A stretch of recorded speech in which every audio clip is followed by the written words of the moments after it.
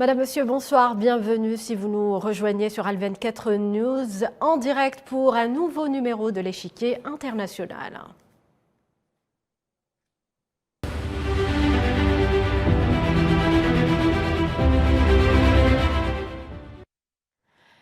La cause palestinienne est aujourd'hui plus que jamais centrale à l'aune d'une nouvelle donne géopolitique. La réussite de la réunion des factions palestiniennes annoncée en Algérie est, selon le chef de la diplomatie algérienne, Ramtala Mamra, une condition sine qua non pour le succès du sommet arabe d'Alger. Il est donc temps, voire urgent, de bâtir cette unité palestinienne dans un contexte où l'occupant sioniste multiplie ses exactions contre les Palestiniens et tente par tous les moyens d'imposer sa politique du fait accompli.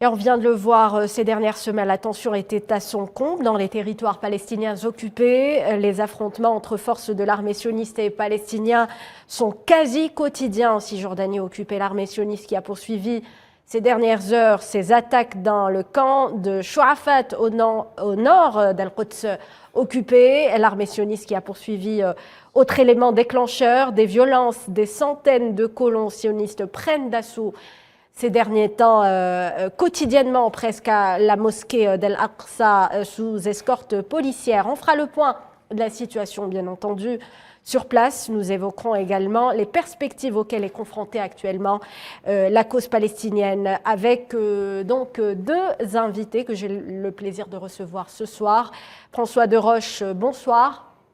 Bonsoir à vos téléspectateurs. Militant pour la cause palestinienne et toutes les causes justes, vous êtes président de l'ONG Justice et Droits sans frontières et vous intervenez avec nous depuis Paris. Et depuis Ramallah en Cisjordanie occupée est avec nous le journaliste palestinien Moadi Qassem. Bonsoir. Bonsoir.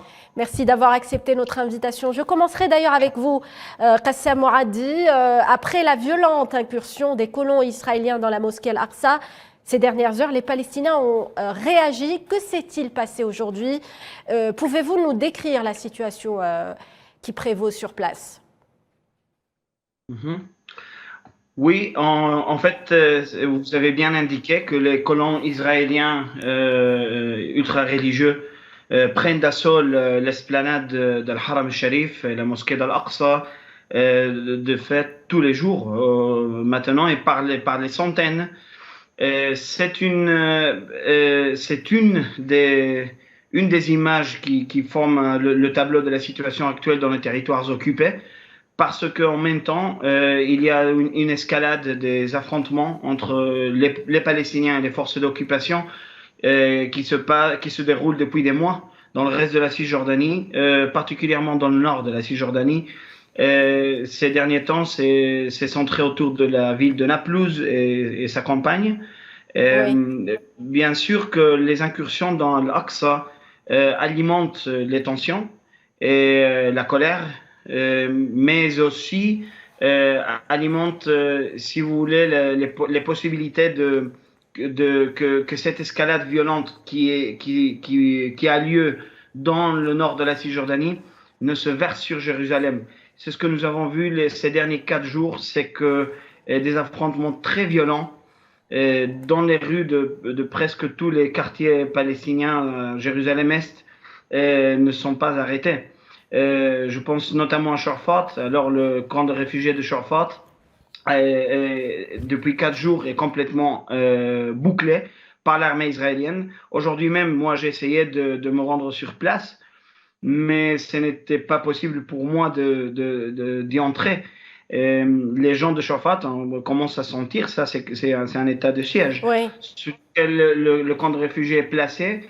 Et tout cela parce que samedi, près de Shafat, un Palestinien a ouvert feu sur des soldats d'occupation israélienne oui, sur un checkpoint.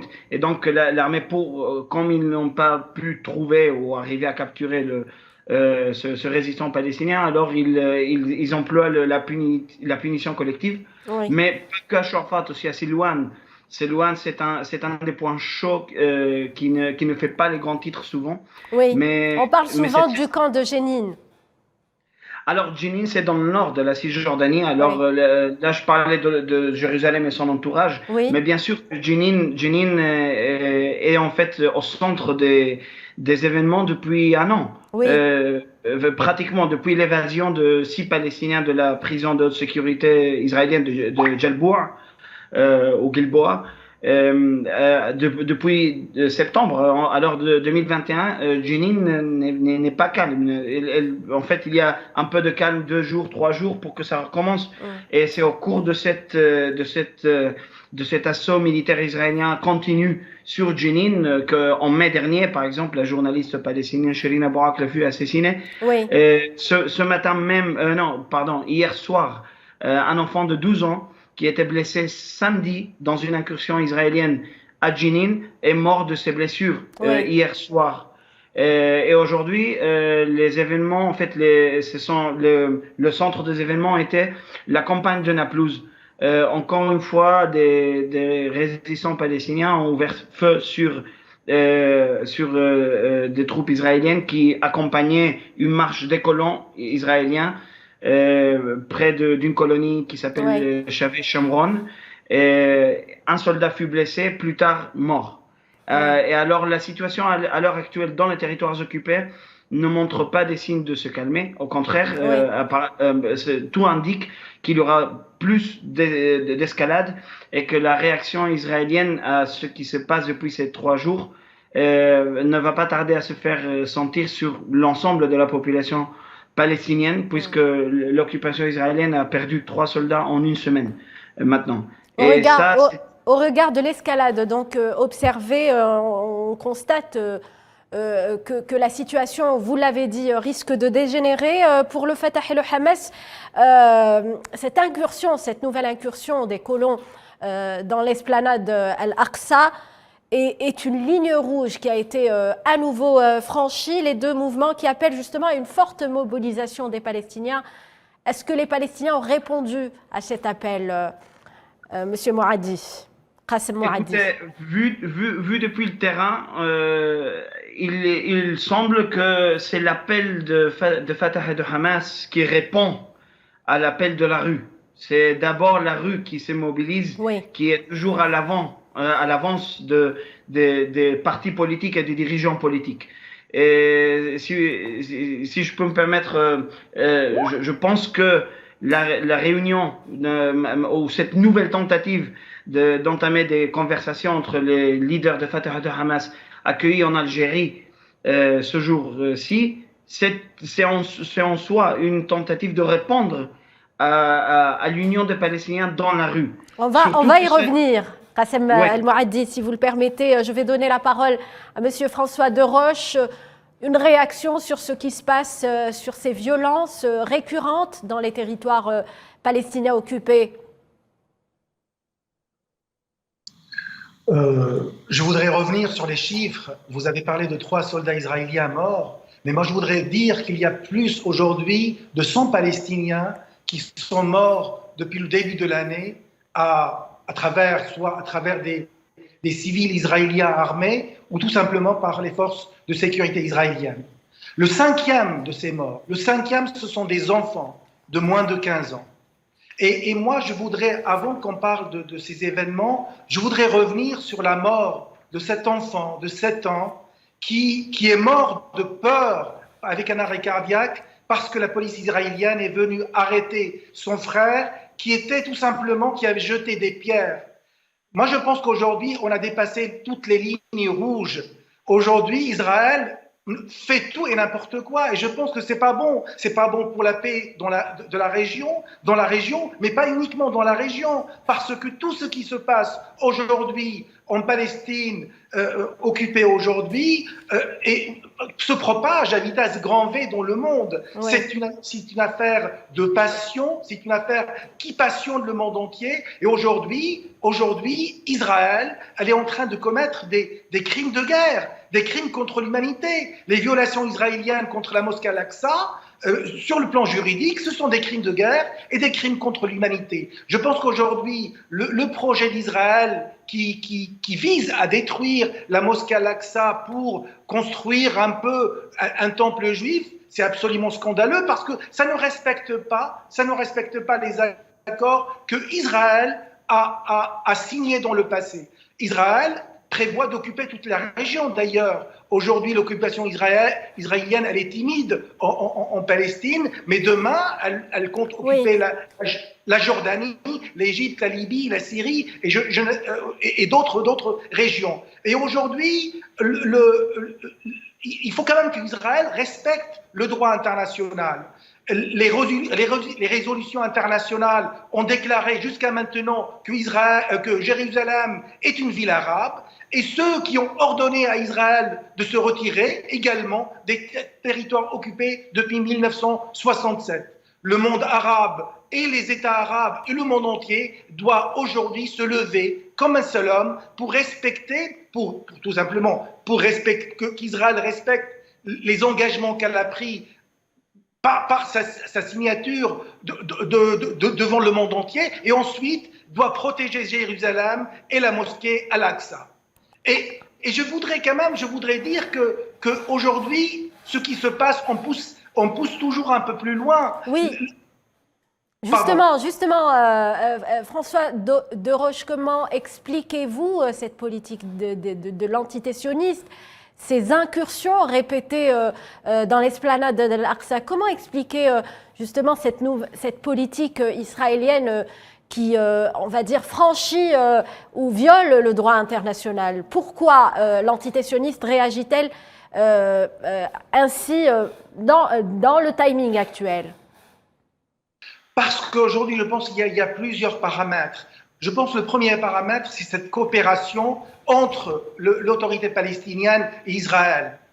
Excusez-moi du terme, mais l'autorité palestinienne fait le sale boulot. C'est-à-dire, en fait, aujourd'hui, elle est en train de livrer des Palestiniens à l'autorité israélienne. C'est la première raison, je crois. Deuxièmement, je pense aujourd'hui la normalisation avec Israël. Il n'y a plus de diabolisation de l'État hébreu. Aujourd'hui, on est en train d'applaudir, on est en train de normaliser, en train d'accueillir les dirigeants israéliens en grande pompe, en déroulant le tapis rouge. Ça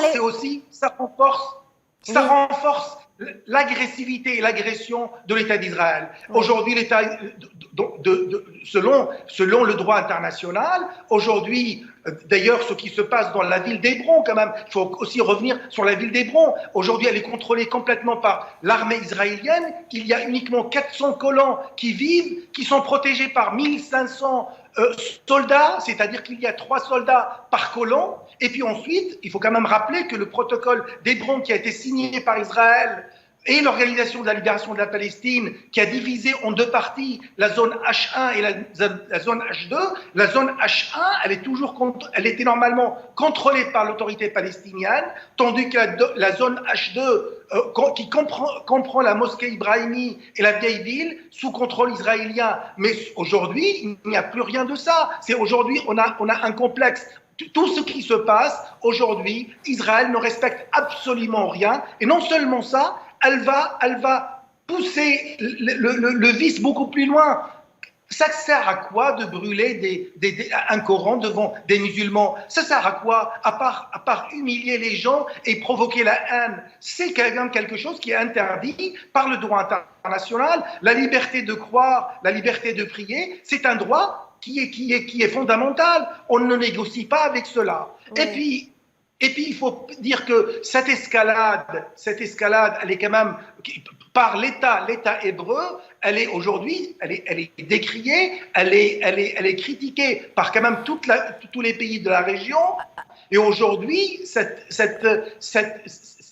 pays, aujourd'hui, sont en train de tirer la sonnette d'alarme. Alors, on va demander justement, on va poser la question à Monsieur Qassem Mouaddi qui est avec nous.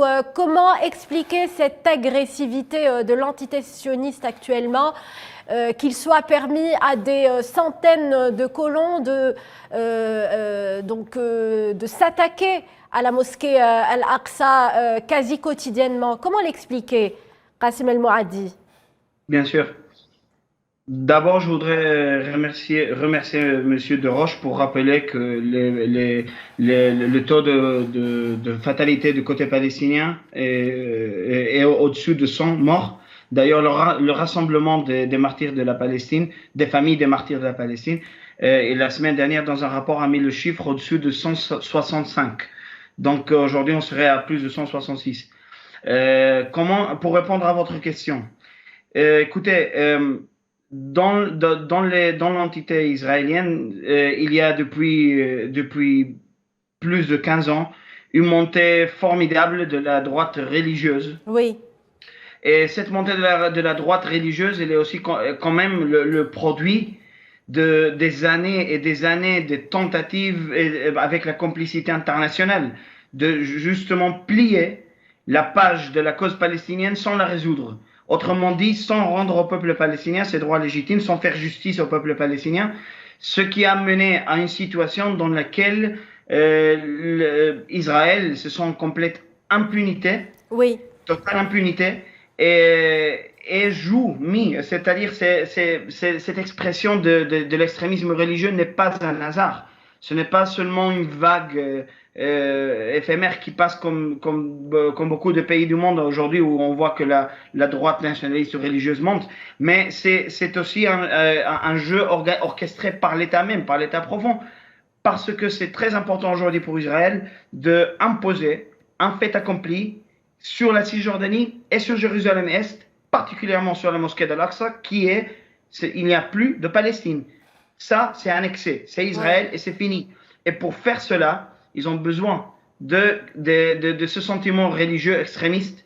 Les voies dans la politique ont été ouvertes.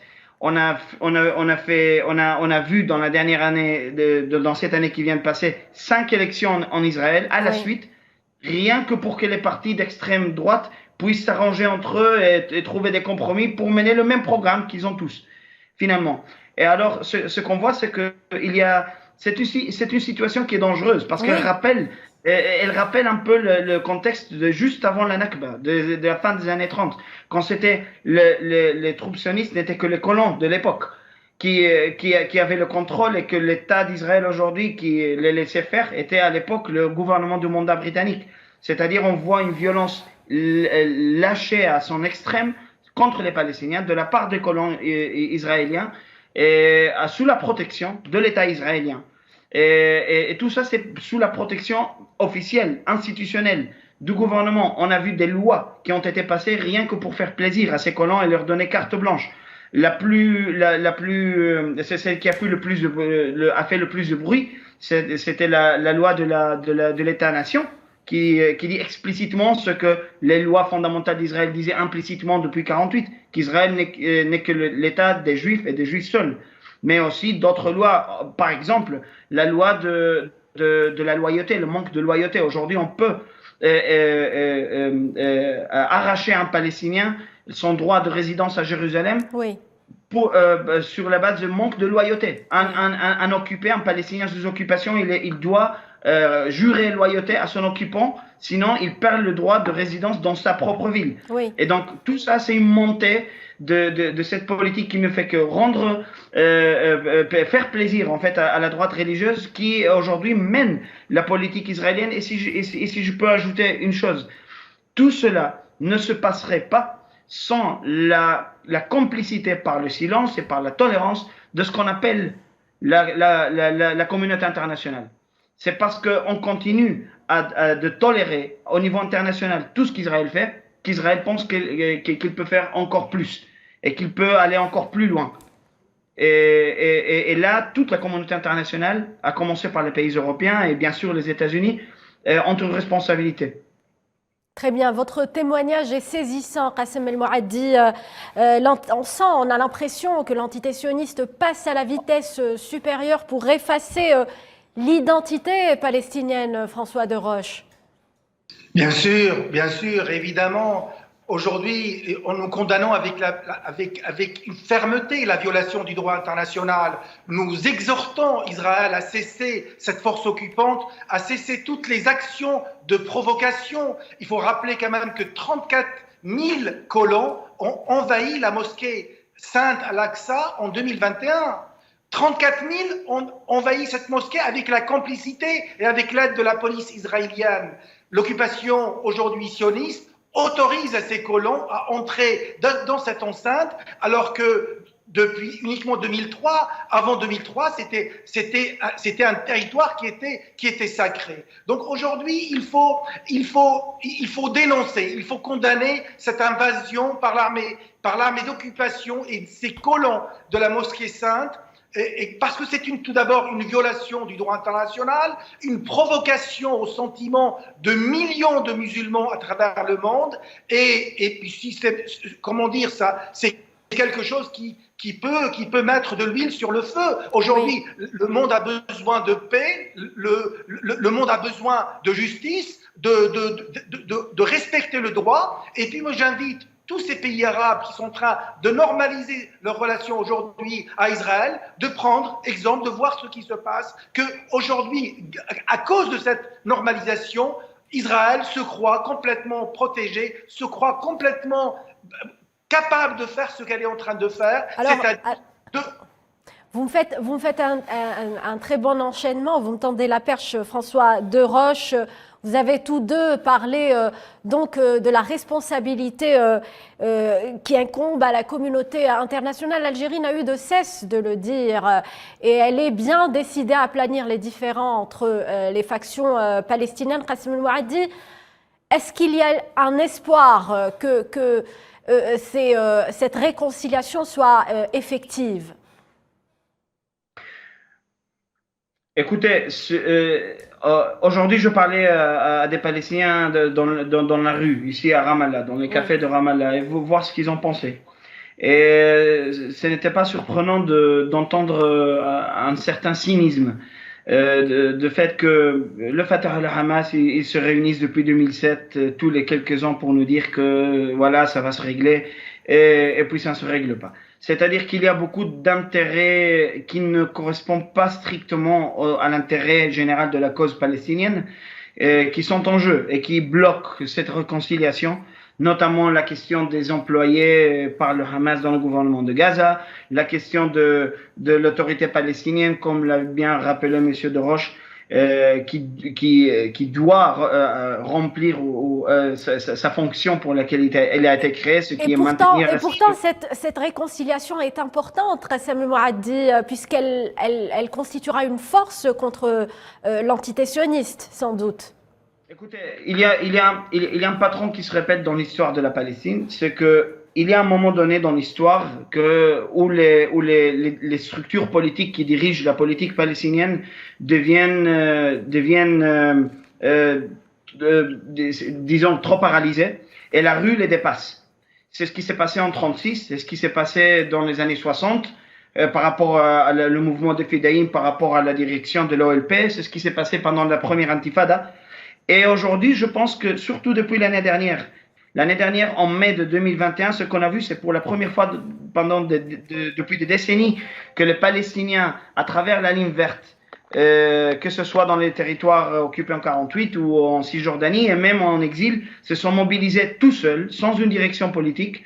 Et ça, je crois que ça a mis un peu de peur auprès des partis, parce que leurs projets politiques limités à des territoires et à des contextes politiques précis sont devenus, paraissaient trop petits.